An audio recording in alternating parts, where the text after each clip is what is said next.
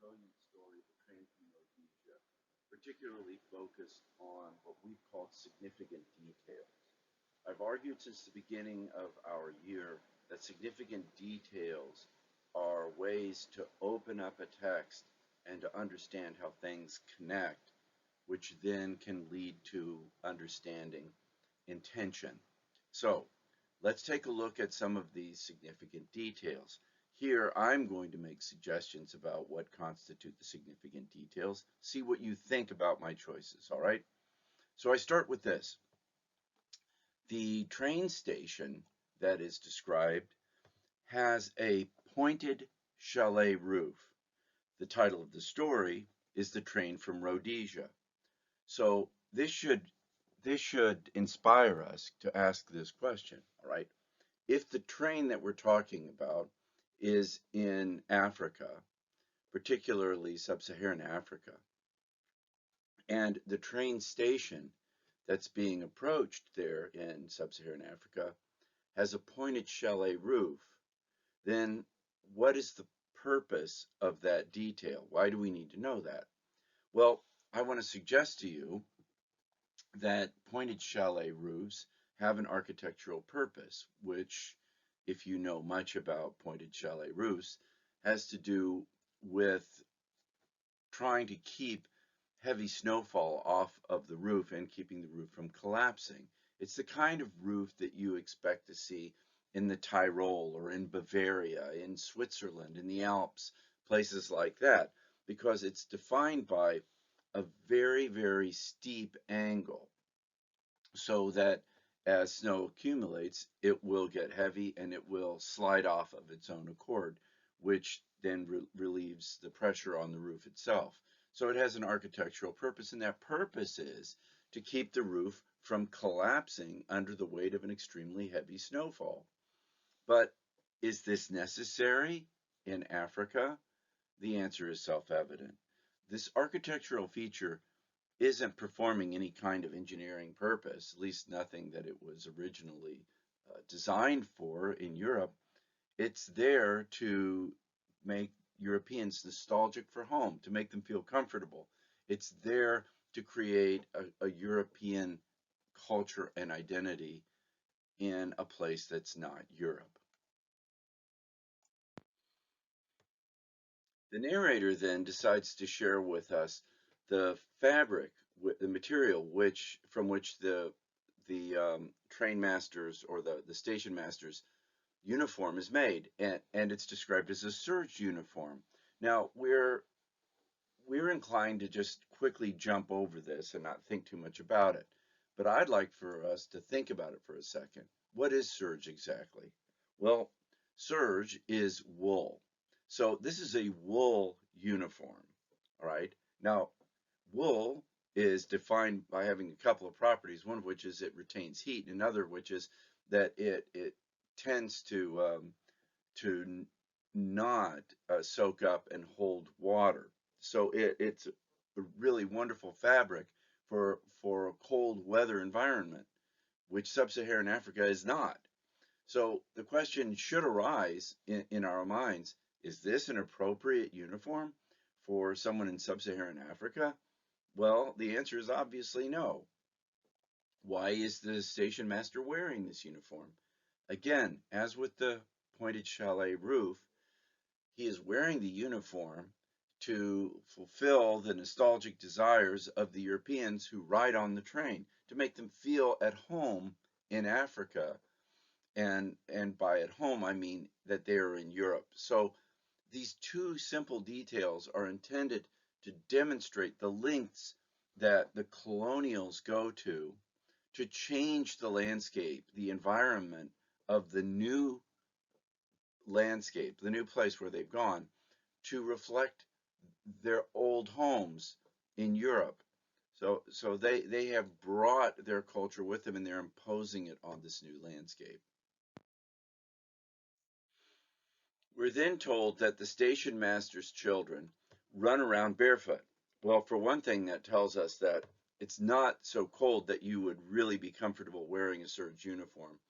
And secondly, it suggests that the children are either comfortable with or do not have shoes. So they're comfortable with not wearing shoes, or they don't have shoes, which would suggest either something about the climate, or it would suggest something about the economic situation of the station master in what is clearly a fairly remote area. Next, we confront a word which you are likely to not be familiar with, and that's a good thing because it's a word that ideally we could retire from the language because it's offensive, to say the least. It's in this sentence: from the gray mud huts with the untidy heads that stood within the decorated mud walls, chickens, dogs, with their skins stretched like parchment over their bones, followed the pickaninnies down the track. So what are pickaninnies? If you look up the word pickaninny in the Oxford English Dictionary, it will tell you that it's an offensive term, and that is, it originated in South Africa, and it is a term for a black African child. So it's offensive because it is a way of characterizing and describing as kind of subhuman the children of the natives. It is tossed off without any kind of thought. So we have to wonder about the values informing the narrative that the narrator is telling us. So we start to wonder about the narrator, and we should. So let's start wondering about the narrator's values at this point, and that, I would argue, is the purpose of this term. It is not a thoughtless term just thrown out. It is not local color. It is intended to make us wonder about the values of the narrator's self. The skin of the animals is described as being like parchment. So what does that detail tell us about their physical condition? Well, if their skin is like parchment, it suggests that they are unhealthily thin, that they are skinny to the point of being sick. How well is everyone eating? The suggestion is not well, which then raises the question of what is the state of the economy, the local economy, of this native economy. So with a simple description, we learn an awful lot about the native economy. This is how you show people rather than just tell them. All right, now the train is describing as having called out. So this should alert us to a specific rhetorical device that we've heard of. I'm sure you've heard of it, and that is to endow an inanimate object with human physical characteristics or emotional characteristics. We call that rhetorical device personification. So now the train is given human characteristics. It is like a human being. So like a human being, it's going to have certain perspectives, approaches, values, and we have to try and figure out what those are now, because we've been told essentially that the train is human. So what kind of human are we're wondering?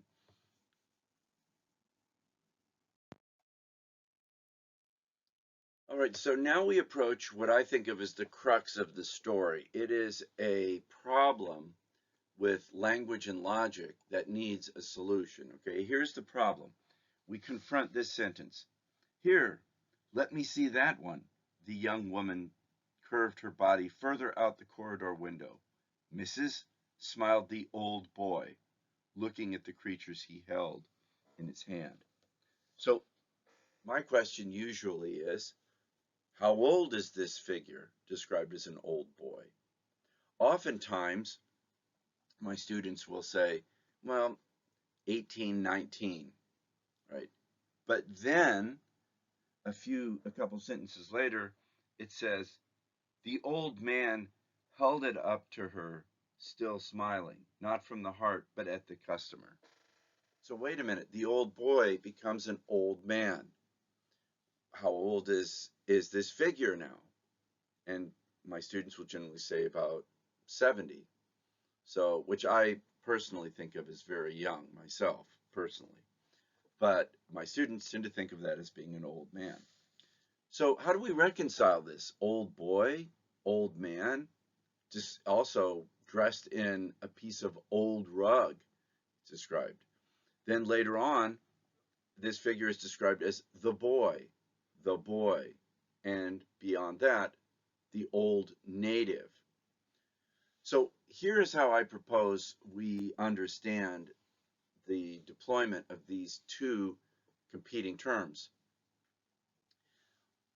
The term boy is used as a derogatory address. This has happened in this country too, still does on occasion. You will see it referenced in movies when white characters, will be racist and condescending towards black men. They will call them boys. Now, in a perfect universe, we would let this, like Pickanin, drop from our language. We wouldn't have to talk about these things. But unfortunately, these attitudes get manifest in language, and these attitudes haven't left us, and so the practices in language are still with us. So we want to try and get at the attitudes and the practices to make the words disappear. The old boy is an attempt to condescend to, at best, to to oppress through language, to be racist towards this figure who is trying to sell an animal that he has carved and is offering up for sale to the tourists who are riding the train from Rhodesia. What we find is that he is designated either boy or man, artist, native or artisan, or boy, based on the attitude of the young woman towards the sculpture or souvenir that he is offering to his to his customers.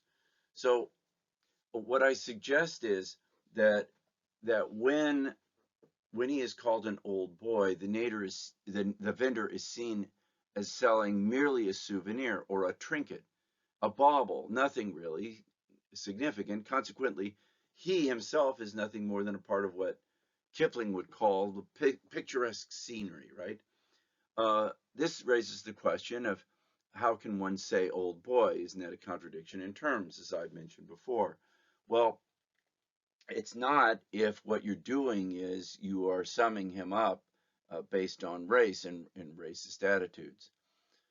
Now, when the lion, the souvenir that's being offered is viewed as just that, it is viewed as a bauble and superfluous.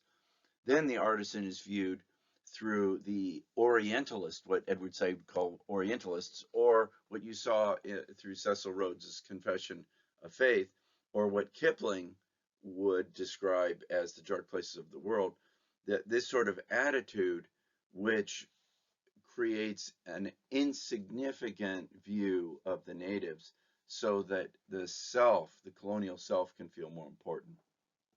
Now, this changes when the young woman appreciates this supposed bauble as more than just a bauble or a souvenir, but she thinks that it transcends this cheapness and becomes an object of art. So when she admires the beauty and the skill of the artisan, then he grows in terms of value. His stature increases, and she shows that by giving him the status of being a fellow human being. Now, poet and critic John Crow Ransom offered a useful dichotomy. He talked about the economic and the sentimental forms, and we'll talk about that below, but we need to apply these. When she sees this object as merely an economic thing, then he becomes an object of her racist perspective. But when she sees this as art, then he transcends her racist perspective. he becomes a fellow human being. In fact, he becomes more than that. He becomes a true artist, and what he has made becomes an object of art. So I promised you I would talk about John Crowe Ransom's dichotomy between economic and sentimental forms. Well, here we are, and let's talk about it. The economic forms, they are all about figuring the exact market value of something and expending no more energy on that than you need to, than the market will bear. Also, you don't pay any more attention to, or you don't pay any more for a thing than the market value bears. If you do, you're a sucker. Uh, you also don't give it extra attention, any more attention than it deserves. If you do, you're a sucker. Do not take into consideration the effort involved. Think about the value that you can achieve through transaction. In other words, how much you can get when you sell it to someone else, right? So here's what I would say to you. When you buy your first car, do not fall in love with that car. If you're celebrating the economic forms, always be thinking about how much money you can get in trade or by selling it to the next person. But don't be sentimental about it, because if you're sentimental, then you value a thing beyond its market value. You think about how your children drew on the upholstery with markers when they were little kids, and you think about the trips that you took in it, and you let memory cloud your better, more rational judgment. So that causes you to invest poorly in terms of market value. No one is going to appreciate the sentimental value of a house, a car, an article of clothing the way you do. So you overvalue it in terms of market, and uh, and because of that, you pay way too much and you become a sucker. So sentimental people are always viewed as suckers, except by me. Now we need to pay attention to the descriptions of the young woman while she is in this negotiation, because what we realize is she is in the process of learning something about herself. And she's learning about herself as she thinks about the value of this object, this simple little lion that she is thinking about buying. Now, here is a nice detail that tells you something about her. Her hand commanded. So I'd like for you to only connect with with Daniel Drevitt, who says, by the authority invested in me by my right hand. So her hand commands because she has the power to do so. And she has the power to do so in part because literally, physically, she is sitting up above the, the native artisan, who is standing on a platform trying to reach up to the taller train window. So she is actually taller than he is and pointing down, reaching down to him. So it seems like her hand's commanding. But because she's on the train, she has economic power as well as cultural and social power. She can control the relationship because she is on the train. The train is at the station on the platform for a finite amount of minutes. She can think about whether or not she wants to purchase this item. The artisan, however, is limited by the finite time and must sell the object if he wants any money. So, as the clock ticks, the pressure is on him to accept less money, and she, for her part, can leverage the time to force the native to sell for less. All she has to do is wait until the last second.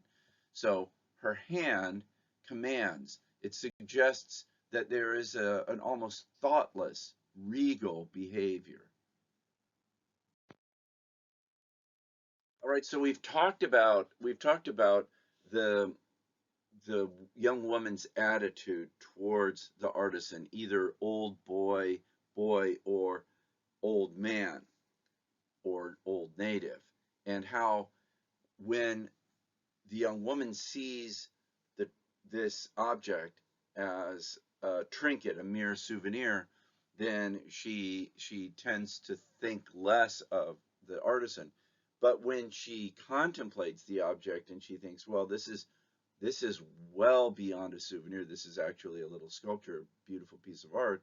Then she gives the artisan status and calls him a native or a man. So let's focus now on the object that causes this wild swing in perspective in regard that the young woman has for the artisan, and that is a lion. Now, the thing about the lion that is so interesting is the specific detail. What we learn is that the lion has a great deal of detail in the way that it was carved, the teeth, the tongue, but really, as much as anything, it is the piece of fur that was attached, rather than just carving in wavy lines and painting it black or whatever. All of a sudden now you have someone who's gone above and beyond to put real fur on. Well, this seems like a silly thing to do because it's not really going to raise the value. The amount of time that you spent in trying to make this lion seem beautiful by adding fur is not going to be rewarded. You're not going to be able to get more money for the more time that you put into this art. It's not going to be seen as art. Only the young woman keeps thinking about the added energy that the artisan poured into the object, and that delights her. She talks about this lion, and she says the artist had delight in the lion. In other words, the artist forgot about the economic forms, forgot about time, forgot about effort, forgot about how many more little animals he needed to carve so that he could sell them to make a certain amount of money in the market that he was working with. And he actually enjoyed what he was doing. She could see it, she could feel it in the object. So what she was buying wasn't just a souvenir or something that she was keen on. What she realized is that she was celebrating the love of an artist for the object and the process that he was creating and that he was participating in. The artist had delight in the lion, and that is it's transfixing for her. It transports her from the mere economic forms into the sentimental forms. Now, unfortunately, the marketplace in which she and this artisan are operating is one which privileges in the extreme the Europeans who are on the train. The people who are selling, the artisans who are selling now, are jumping up and down trying to get up to and at their potential customers. And so the narrator shares with us this observation that the native artisans look like performing animals. Now, this again raises questions about the narrator. Does this say something about the value of the way the narrator sees natives as opposed to Europeans? So let's keep that in mind, because I don't think we have enough details, enough evidence yet to make a claim or a statement. So the lion brings us to the point where we are asking, is it art, or is it merely a souvenir, a moment of commerce? The native artisans are described as creating an arch of arms with their customers on the train. Here's my little drawing. When we're in person, I give people this handout of the train, brilliantly drawn, I'm sure you would agree, on the platform at the station. And here is what apparently the narrator sees. They see a person leaning out of the train and curving themselves down to reach the outreached arms, the upreaching native artisans so that they can be handed these objects. You could, if there's space, walk between the two, and they would make an arch over your head. So this is described as an arch of arms. Now, I myself am going to ask you to think of this as a tableau, and a tableau, as my French students know, is a kind of setting, a table, a composition, an image of hegemony. So a tableau is something that is meaningfully composed or arranged. And I think that's what this perspective given to us by the narrator is intended to do. We're intended to see that this is hegemony. When you can ride a train, then you can lean out a window, then you can be above the artisans who cannot ride the train, who must operate from the platform, who must always reach up to you, and who are always going to be in a terrible situation with respect to the marketplace because the train will leave in a minute, taking all of the customers away. There will be no more customers.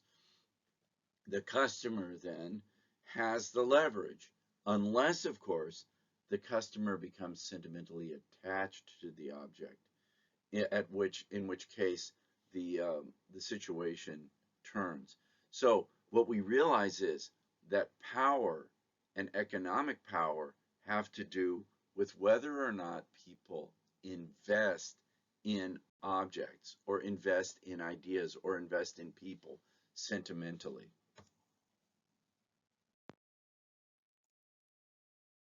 Now, at one point, the narrator describes the inside, the dining car, and mentions, by the way, that the railway vase has in it a pale dead flower. So this is a classic symbol. It is, sure, it's just a pale dead flower in a railway vase, and it could be that someone just forgot to change the flower and put the fresh one in that morning. But we have to wonder, does it tell us more than just someone's thoughtless, action or lack of action? Is it a symbol? If so, what is it a symbol of? Well, I've suggested to you that we have to consider that the train is like a human being, and that it has a soul, it has a perspective, it has values. If this is the case, because the train does call out to us early on, what is the collective soul of the folks that are riding on the train? Of this young woman who is engaged in negotiating for this object, the lion. Well, the pale dead flower makes a suggestion about that. It suggests that there is something that is withered, that is desiccated about the values, perhaps even the soul of the train, which by association would suggest that everyone on the train also is subject to a kind of dried up, desiccated soul. There's something that is not alive, that is not vibrant about them. Okay, so what I have suggested is that reading is like solving a word problem, a mystery, a detective mystery. So here is a perfect example of that. Here's a detail. The woman rejects the lion at first. She says, ah, too expensive, too expensive. But then there is this detail. But the wooden buck, the hippos, the elephants, the baskets that already bulked out of their brown paper under the seats, that should be seats, and on the luggage rack. And what I suggest is this is a key significant detail. Far too often my students completely whiff on this. They completely miss it. And it is super significant. Can you see why? Why is she hesitating to buy? Is she trying to drive the price down? Is it really too expensive? If it's too expensive, why has she bought so many already? Maybe it's not too expensive. Maybe she already has enough. And what would adding one more of the same thing do? She doesn't see anything particularly special or valuable about this lion. and yet she says it's too expensive. So is she being honest with the artisan, with herself? All right, now we get some hints at why the woman is on the train, and they are only hints. They are what I would call oblique. They are not direct. They are sort of sidelong glances, and they begin with this question. Again, it goes to the sincerity of the argument. Well, they're too expensive. Then all of a sudden, we suppose the narrator tells us this, or asks this question: how will they, the souvenirs, look at home? Where will you put them? What will they mean away from the places you found them? Now, this is important. My classroom and my house are full of souvenirs from places where I've lived and places where I have visited. When I buy these things, I have to wonder, where am I going to put them? Am I going to feature? Am I just going to put them in a box and store them? That's pointless. My house is a kind of museum of my life, and I suspect yours is too, and your room is such as well. Where have I been? What do these things mean? How do they represent parts of me? Because they're kind of like mirrors. They reflect me back to me, some part of me. But what is that part? What is that meaning? Souvenirs are things that promote our rethinking about a time and a place. The Germans will call them also, they won't use the French word, but they'll say nachdenken, to think about things after afterwards. Well, after what? After you've been there, after you've had the experience. We buy t-shirts. We get t-shirts. Why? Because we're supposed to put them on and then think about the moment when we got them. There was supposed to be something special about that moment. So the whole concept of souvenirs ties in with the concept of memory, which ties in with the concept of how we construct ourselves based on ideas and experiences and on signs. So this is how signs connect here with power. Now, after that question of, what do these things mean? We start to realize, well, what kind of experience is she having now that makes her want to remember them by buying these things? And that's what she all of a sudden starts to think about. What will they mean away from the places you found them? Away from the unreality of the past few weeks. So her experience is described as unreality. Now, this can be great. Man, I had a trip, it was unreal. But is that what she's thinking? The man outside. But he is not a part of the unreality. So wait a minute. It's not what Kipling was talking about. It's not picturesque scenery, tigers, tall riding, right? There's something else that's dark that's going on, but it's not actually the native states. It's not actually the colonized landscape. He is for good now. Now, wait a minute. Who is the he? Usually a pronoun needs an antecedent. It needs a noun, but our writer doesn't give it to us. This is bad grammar, but it's good storytelling because we start to think, is it the native? Because she was just talking about the native. Closest in proximity to the pronoun is a reference to the old native, but it's not. We realize that it is the man with whom she's traveling. Somewhere there was an idea that that living with him, that's how we know it's not the native. Because the native is on the platform, not on the train. The man is on the train. She is intending to live with him, was a part of the holiday, the strange places. So we start to wonder if the young woman isn't actually a young wife, because what we'll see is this young man is described as the young husband. But interestingly enough, she is the young woman. She is never the young wife. He is described only in his marital relationship with her. She is never described that way. Why is that? Is that maybe a window into her attitude about what she thinks of as the unreality.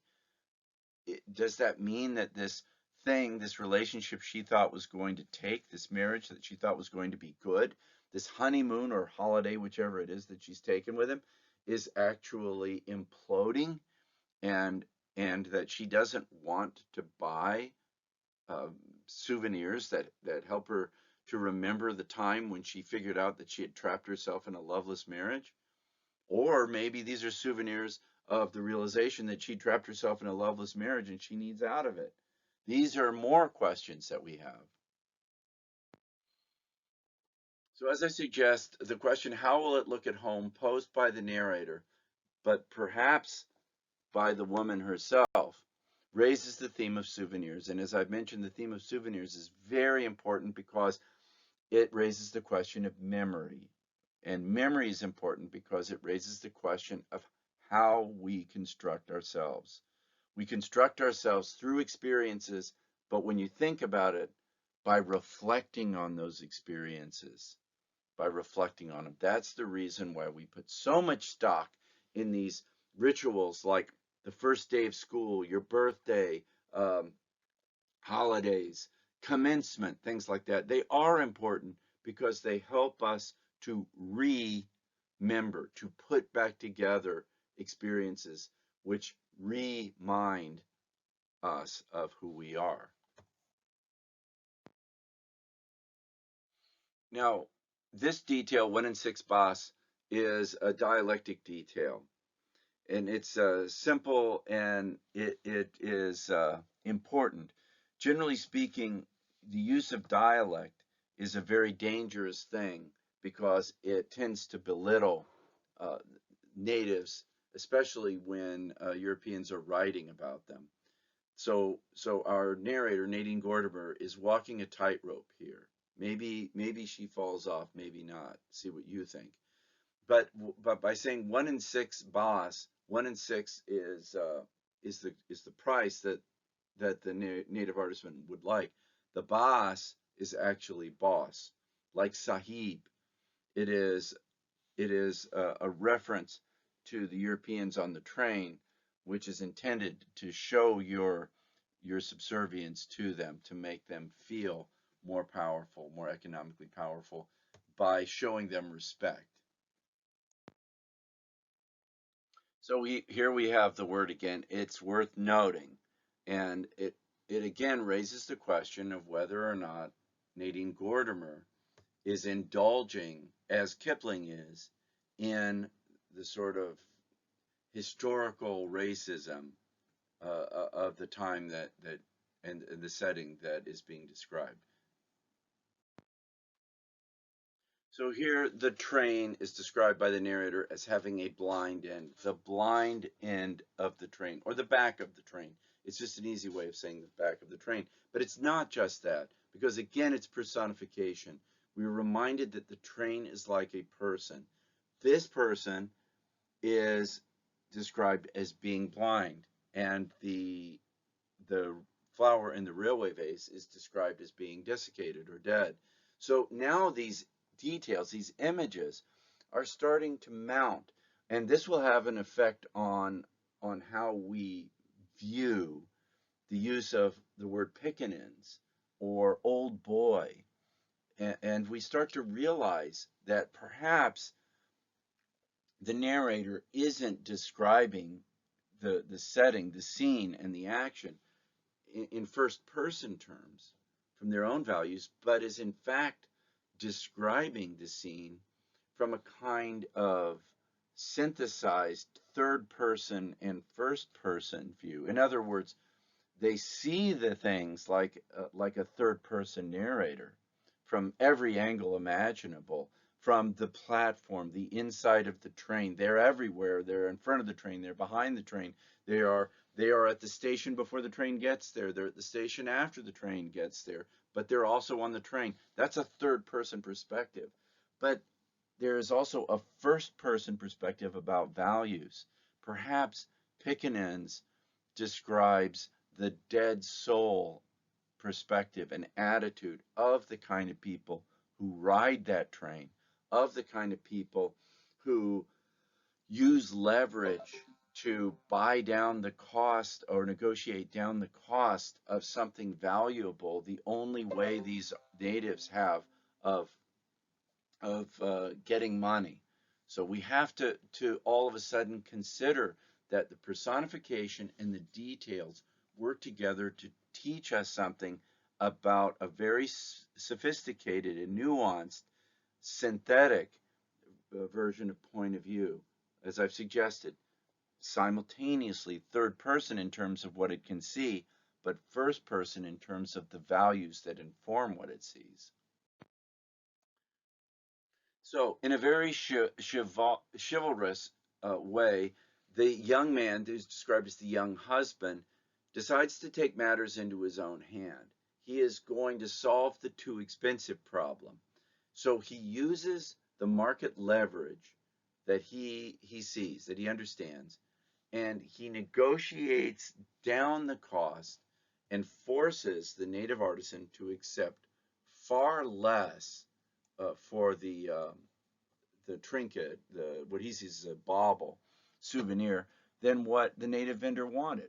And not only that, but he throws the money down into the dirt after, as the train is pulling away and off the station, and makes the old man run after him after he has secured the beautiful lion. When he comes in, the young husband, and offers the lion, he is flexing for his wife. He is showing how triumphant he is feeling. And he is demonstrating his masculinity, his economic prowess, you could say his imperial authority.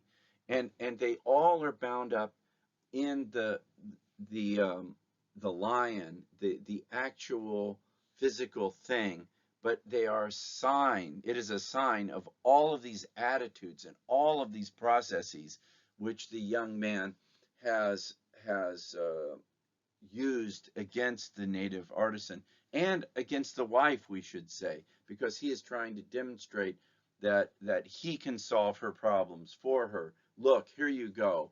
I solved your too expensive lion problem for you. It's not too expensive now.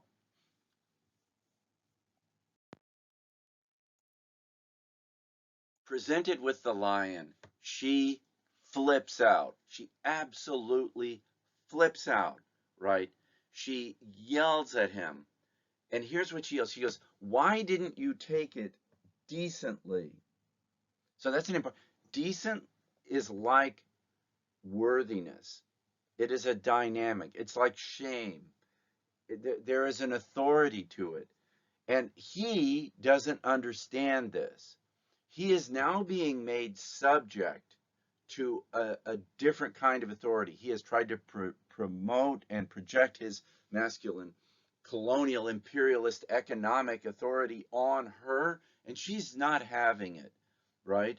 So what she does is she uses the force of her emotion to make him understand that she's the authority, and she says decency is a value. It is a part of a construction where you accept that people and their efforts are valuable, and you don't use your privileges, your market leverage, to devalue things like that. So decency is an arbitrary, but it is a powerful value that involves the circulation of power. And she is demonstrating that clearly. Their relationship is on the rocks. He is trying to give a peace offering, and she sees it as yet another example of how he just doesn't get it because he is not fundamentally decent. He can't take it decently because he can't even comprehend what decency is in South Africa. Decency begins, she explains, by accepting and acknowledging that this is not a souvenir, not merely a souvenir.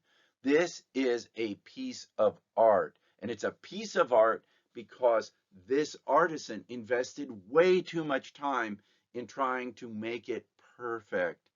And that needs to be respected regardless of the color of the skin, the situation of the colonial landscape. As such, this piece of art and the idea of art, more importantly, the idea of art, which is an idea that you have to fight for and construct and protect all the time. You must fight for it. You must defend it. You must protect it from commerce, colonialism, and the history that is written by the winners, which tends to devalue native art as merely primitivistic and non-European attempts. So what we realize is as these colonized people try to impress their colonizers, they need to adopt the art forms of the Europeans as they adopt the language of the Europeans. This is called Anglophone literature. Salman Rushdie is an example of this.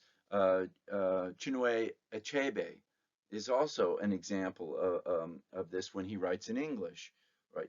So if you are writing in the language, or if you're using a form like the novel form short story that comes from Europe, in a sense, you are trying to impress your European colonizers until you realize that the form that you're using can be taken and reworked and can be remade and reconstituted.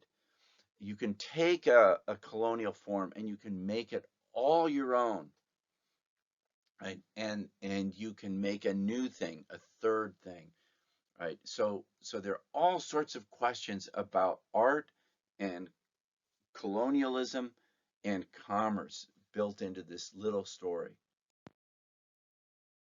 As she is schooling her husband with great emotion, she is having an epiphany. An epiphany, by definition, is this kind of sudden insight or understanding. There's the famous story of Isaac Newton sitting underneath the apple tree, and then an apple falls and hits him on the head, and all of a sudden he's like, gravity. Of course, that's not true, but it is an attempt to explain what epiphany is. So she has that moment, like a lightning strike, epiphany, and what she learns is exactly what hegemony is, how colonialism works, and how her husband exemplifies it. But more importantly, how she has exemplified it, how she has been fit into this system, and how she's a part of that system. So here is a critically important moment. You have to underline this passage. You have to highlight it. You've got to put stars and crosses and check marks by it, right? Because it is the moment of epiphany. And this is how the narrator describes it. She sat down again in the corner. This is after she's finished her lesson for her husband. Her face slumped in her hand, stared out the window. Everything was turning around inside her. 1 and 6, 1 and 6, 1 and 6 for the wood and the carving and the sinews of the legs and the switch of the tail, the mouth open like that and the teeth, the black tongue rolling like a wave, the mane around the neck to give 1 and 6 for that. So everything was turning around inside of her.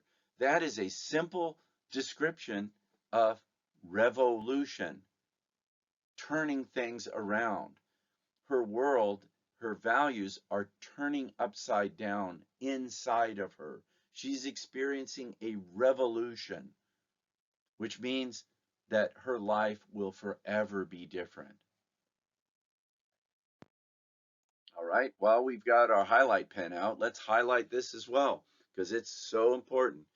The heat of shame mounted through her legs and body and sounded in her ears like the sound of sand pouring, pouring, pouring. She sat there, sick, a weariness, a tastelessness, the discovery of a void made her hands slacken their grip, atrophy emptily, as if the hour was not worth their grasp. She was feeling like this again. She has thought it was something to do with singleness, being alone, belonging too much to oneself. All right, again, she's feeling this way. So this isn't the first time, but it has come to a climax, to a head. And she realizes that it probably has something to do with singleness, being alone, belonging too much to oneself. All right, so the mystery that needs resolving is, what does this mean to belong too much to oneself? Now, I would suggest to you that at some moment before or after shooting the elephant and before writing the essay Shooting an Elephant, George Orwell felt this, belonging too much to oneself. Daniel Dravit, P.G. Carnahan never feel this, and by association, Kipling never feels this. John Donne never feels this. Belonging too much to oneself.